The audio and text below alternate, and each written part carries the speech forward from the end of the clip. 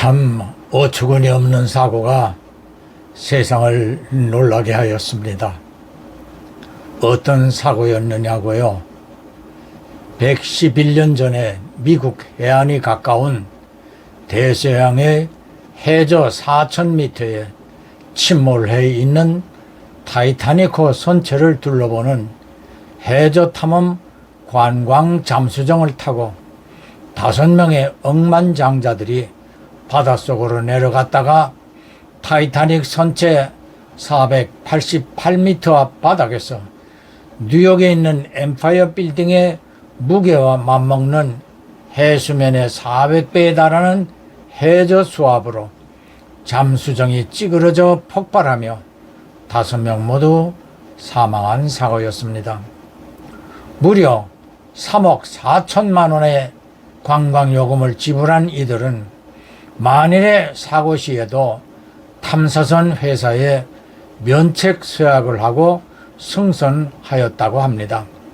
사망자 중에는 이 탐사회사 오션게이트 대표인 스탁턴 러시도 포함되었는데 그의 부인은 타이타닉 영화에서 구명보트를 타지 않고 선실 침대에 손을 잡고 죽음을 맞았던 스트라우스 노 부부의 고손녀로 알려졌습니다. 사고가 나자 관계자들은 이미 이 사고는 예견된 것으로 여러 문제점들이 지적되었지만 회사는 이를 무시한 채 탐사 관광을 강행하였다고 비난을 받지만 정작 회사 대표도 승선하여 사망하였으니 누구에게 뭐라 하겠습니까? 아래의 그림은 고경에 어디서와 어디로 가는가라는 제목의 그림으로 연령층별로 인생 노정을 잘 묘사하고 있습니다. 그러나 고경 역시 인생이 어디서와 어디로 가는지에 명확한 대답을 그림에서 보여주지 못합니다.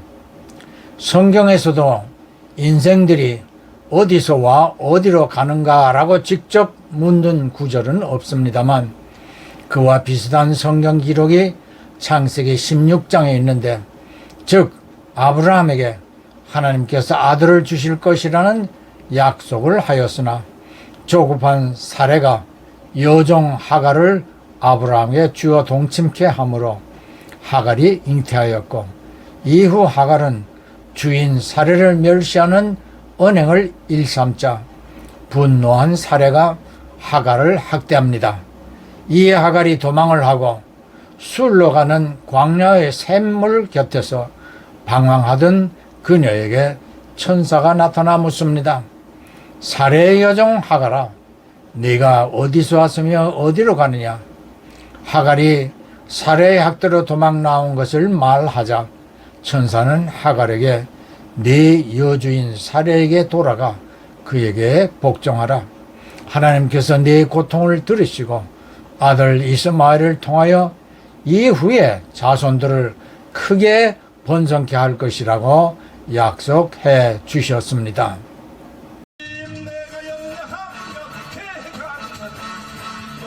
자, 영화 타이타닉을 연출했었던 제임스 카메론 감독은 이번 사고에 큰 충격을 받았다고 밝혔습니다. 예견된 사고였다는 지적 속에 이 위험천만한 관광을 당장 멈춰야 한다는 목소리가 높아지고 있습니다. 정우윤 기자입니다.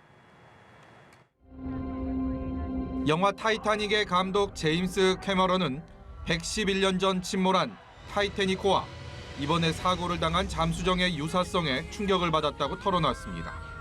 경고를 무시한 매우 비슷한 비극이 같은 장소에서 벌어졌다며 비현실적이라고 말했습니다. So OceanGate shouldn't have been doing what it was doing. I think that's pretty clear. I wish I had been more vocal about that, but I think I was unaware that they weren't certified because I wasn't really studying it. 침몰한 잠수정은 바닷속 엄청난 수압을 견디지 못하고 선실 내 압력이 떨어지며 파손된 것으로 추정됩니다. 지난달까지만 해도 보잉과 나사 등이 잠수정 설계와 제작에 협력했다고 주장한 운영사는 현재 관련 글을 모두 삭제했습니다. 충분한 안전 검증 없이 잠수정을 4,000m 심해로 내려보낼 때부터 비극은 예견됐다는 지적이 많습니다. 잠수정 개발 과정에서 수차례 안전 문제가 제기됐지만 그때마다 무시됐고 대신 사망 시 책임지지 않겠다는 사전 면책 작업에만 몰두했다는 비판이 적지 않습니다. We need to put a stop to all trips to the Titanic. And it's in memory of the children who lost their lives in this wreck. This is not a touristy thing. 뉴욕타임스는 이번 사고로 숨진 잠수정 운영사 CEO 스톡턴 러시의 아내가 111년 전 침몰한 타이타닉호 희생자의 후손이라고 전했습니다. 앞에서 잠수정이 엄청난 해저 수압을 못 이기고 1000분의 1초 순간에 찌그러져 파손되는 가상 영상을 보았습니다. 안에 있던 5명은 해저 풍경을 보느라 파손되는 순간마저 느끼지 못하였을 것입니다. 이와 같이 죽음이란 우리가 예견하고 죽음을 맞이할 찰나의 여유마저 주지 않는다는 사실입니다.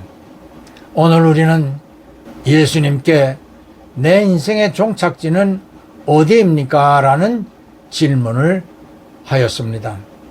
예수님께서는 요한복음 5장 24절로 대답하시기를 내가 진실로 진실로 너에게 이르노니 내 말을 듣고 또 나 보내시니 하나님을 믿는 자는 영생을 얻었고 심판에 이르지 아니하나니 사망에서 생명으로 옮겼느니라.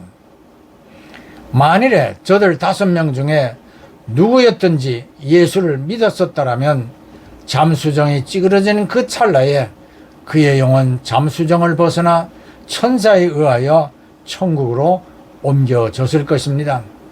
그러나 예수를 믿는 성도였다면 3억 원이나 지불하고 잠수정을 타지도 않았겠지요. 파키스탄의 부호인 사다다 다우드 씨는 원래 아내 크리스틴과 예약을 하였으나 아들 슐레이의 요청으로 부자간에 탐사를 나섰습니다. 저는 그녀의 이름이 크리스틴이라 하기에 혹 믿는 자가 아닐까라는 생각을 해보았습니다. 미국의 투자 재벌인 억만장자 제이볼 룸은 이 탐사에 매료되어 아들과 함께 예약을 하였으나 탐사선 대표와 만나 설명을 들으면서 잠수정 안전성의 신뢰성이 없음을 깨닫고 예약을 취소하므로 5명의 사망자 명단에 들지 않게 되었습니다. 사랑하는 성도 형제 자매 여러분, 누구나 인생의 종착지로 가야만 합니다. 저들처럼 불의의 사고로 죽게 되든가 잠을 자다가 숨이 멈춰 죽게 되든지 종착지는 이미 정해져 있다는 사실입니다. 예수님께서 하신 요한복음 3장 16절 말씀에서 하나님이 세상을 이처럼 사랑하사 독생자 예수를 주셨으니 이는 저를 믿는 자마다 멸망치 않고 영생을 얻게 하려 하심이니라. 아멘. 믿는 자는 사망에서 영생으로 옮겨졌고 믿지 않는 자는 이미 진노의 심판을 받았다고 하였습니다.